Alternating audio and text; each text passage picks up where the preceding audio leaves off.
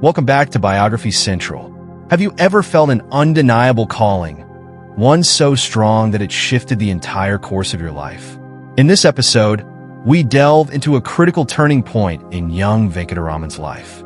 Torn between the expectations of his family and his deep spiritual yearning, he makes a life-altering decision to leave everything behind and embark on a journey to Thiruvannamalai. This chapter captures not just the physical journey, but also the symbolic journey of the soul seeking its ultimate truth. Let's explore the events that shaped one of the greatest spiritual figures of modern times. Chapter 3. The Journey. Venkataraman's changed mode of life caused friction. Schoolwork was more neglected than ever, and even though it was not now for games, but for prayer and meditation, his uncle and elder brother became increasingly critical of what seemed to them an unpractical attitude. From their point of view, Venkataraman was simply the adolescent son of a middle-class family who should pull his weight and equip himself to earn money and help the others. The crisis came on August 29th, some 2 months after the awakening. Venkataraman had been given an exercise in Bain's English grammar to copy out 3 times for not learning it. It was the forenoon, and he was sitting upstairs in the same room with his elder brother. He had copied it out twice and was about to do so for the 3rd time when the futility of it struck him so forcibly that he pushed the papers away and, sitting cross-legged, abandoned himself to meditation. Annoyed at the sight, Nagaswami remarked caustically, "What use is all this to such a one?" The meaning was obvious, that one who wished to live like a sadhu had no right to enjoy the amenities of home life. Venkataraman recognized the truth of the remark, and with that ruthless acceptance of truth, or justice, which is applied truth, that characterized him, he rose to his feet to leave the house there and then go forth, renouncing everything. For him, that meant Thiruvannamalai and the holy hill, Arunachala. However, he knew that it was necessary to use guile, because authority is very strong in a Hindu household, and his uncle and brother would not let him go if they knew. So he said he had to go back to school to attend a special class on electricity. Unconsciously providing him with funds for the journey, his brother said, "Then take 5 rupees from the box downstairs and pay my college fees on the way." It was no spiritual blindness in Venkataraman's family that prevented them from recognizing his attainment. Nobody did.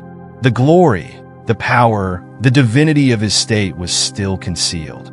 A school friend, Ranga Iyer, visiting him some years later at Thiruvannamalai, was so struck with all that he fell prostrate at his feet. But now he also saw only the Venkataraman he knew. He asked later why this was, and Sri Bhagwan replied merely that none of them perceived the change. Ranga Iyer also asked, "Why did you not tell at least me that you were leaving home?" And he replied, "How could I? I myself did not know." Venkataraman's aunt was downstairs. She gave him the 5 rupees and served him a meal, which he ate hastily. There was an atlas there, and he opened it and found that the nearest station it gave to Thiruvannamalai was at Thindivanam. Actually, a branch line had already been constructed to Thiruvannamalai, but the atlas was an old one and did not show it. Estimating that 3 rupees would be enough for the journey, he took only so much. He wrote a letter to his brother to allay anxiety and discourage pursuit and left the remaining 2 rupees with it. The letter ran, "I have set out in quest of my father in accordance with his command. It is on a virtuous enterprise that this has embarked.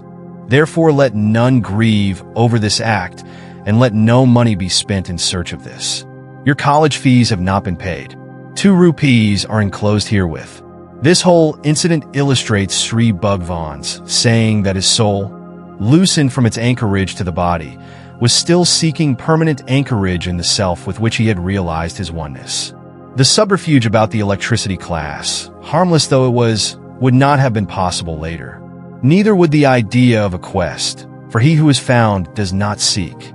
When devotees fell at his feet, he was one with the Father and no longer in search of the Father.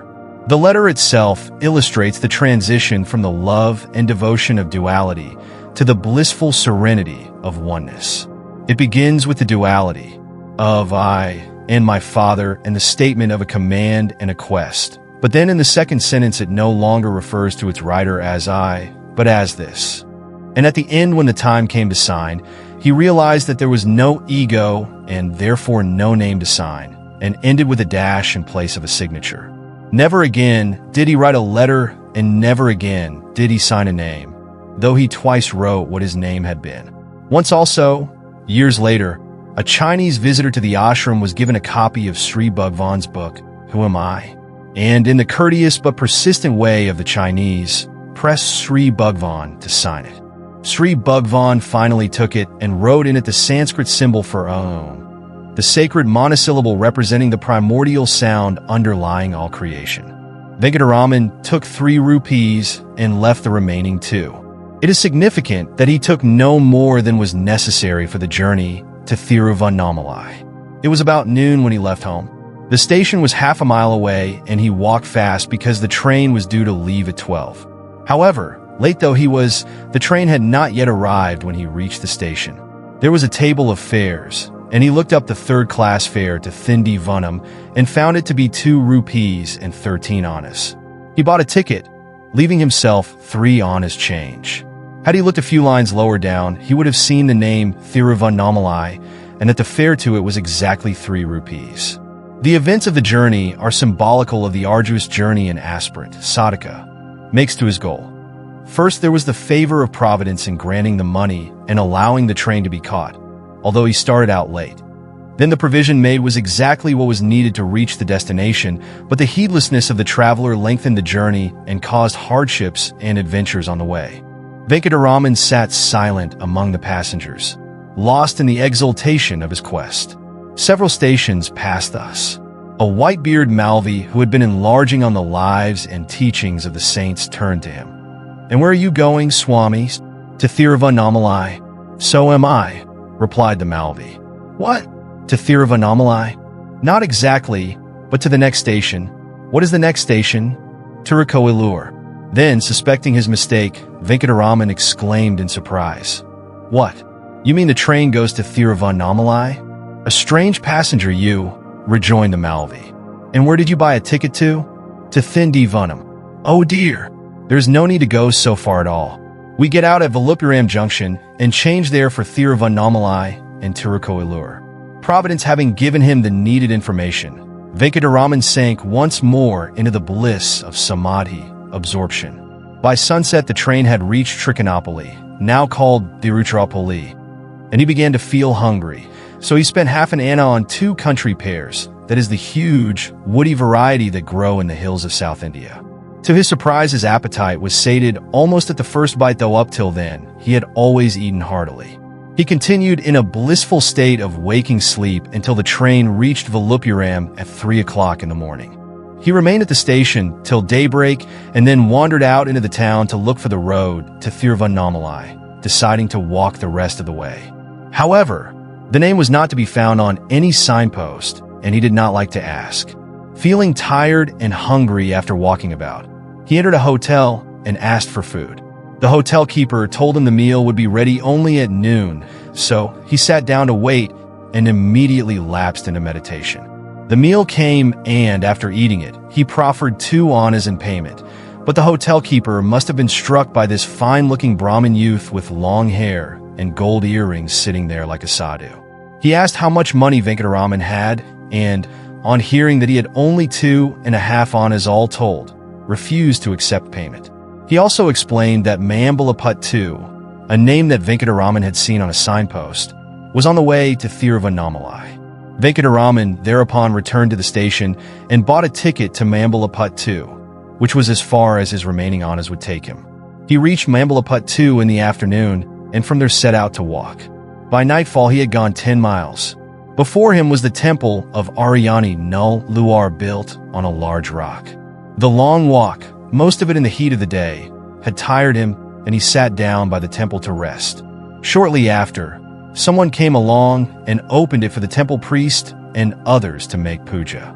Venkataraman entered and sat down in the pillared hall, the only part that was not yet quite dark. He immediately beheld a brilliant light pervading the whole temple. Thinking it must be an emanation from the image of the god in the inner sanctuary, he went to look but found that it was not, nor was it any physical light. It disappeared, and he sat down again in meditation. He was soon disturbed by the cook calling out that it was time to lock up the temple as the puja was finished. Thereupon he approached the priest and asked if they had anything for him to eat, but was told there was nothing. He then asked to be allowed to stay there till morning, but that was also refused.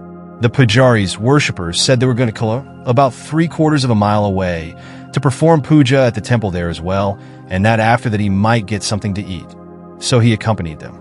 As soon as they entered the temple, he was again plunged in the blissful absorption called samadhi. It was 9 o'clock by the time the puja was finished and they sat down to supper. Again, Venkataraman asked. It seemed at first that there would be nothing for him, but the temple drummer had been impressed by his appearance and devout manner and gave him his share. He wanted water to drink with it and, holding his leaf plate with rice, was shown the way to the house of a Shastri, Pundit, nearby who would give him water. While standing in front of the house, waiting for it, he stumbled on a few paces and then collapsed in sleep or faint. A few minutes later, he came round to find a small crowd looking on curiously. He drank the water, gathered up and ate some of the rice he had spilled, and then lay down on the ground and slept. Next morning, Monday, August 31st, was Gokulashtami, the birth anniversary of Sri Krishna and one of the most auspicious days in the Hindu calendar. Thiruvannamalai was still 20 miles distant. Venkataraman walked about for some time, looking for the road to it, and again began to feel tired and hungry. Like most Brahmins at a time when ancient customs still held more sway than they do today, he wore gold earrings, and in his case, they were set with rubies. He took them off in order to raise money on them and finished the journey by train. But the question was, where and with whom? He stopped at random at a house which turned out to belong to one with the Krishna Bhagavatar and asked for food. The housewife must have been deeply impressed by the appearance at her door of a Brahmin youth of beautiful countenance and shining eyes on the day of Krishna's birth. She gave him a large cold meal, and although, as in the train 2 days ago, his appetite disappeared after the first mouthful, she stood over him in true motherly fashion and made him finish it. There remained the question of the earrings. They must be worth some 20 rupees, but he only wanted a loan of 4 on them to cover any more expenses he might have on his way. To avoid arousing suspicion, he gave the pretext that he was on a pilgrimage and his luggage had got lost, leaving him destitute. Muthakrishna Bhagavatar examined the earrings and, judging them to be genuine, advanced the 4 rupees. However, he insisted on taking the youth's address and giving his own so that they could be redeemed at any time. The good couple kept him with them till noon and then gave him lunch and packed up for him a parcel of sweets that had been prepared for puja to Sri Krishna, but not yet offered. As soon as he left the house, he tore up the address, having no intention of ever redeeming the earrings. Finding that there was no train to Thiruvannamalai till next morning, he slept the night at the station. No man can end his journey till the allotted time. It was the morning of September 1st, 1896, 3 days after leaving home, when he arrived at Thiruvannamalai station. With quick steps, his heart throbbing with joy, he hastened straight to the great temple. In mute sign of welcome, the gates of the 3 high compound walls and all the doors, even that of the inner shrine, stood open. There was no one else inside, so he entered the inner shrine alone and stood overcome before his father Arunachala. There, in the bliss of union, was the quest achieved and the journey ended. In the next episode, you'll discover one of the most transformative moments in Ramana Maharshi's life, his final renunciation of the material world.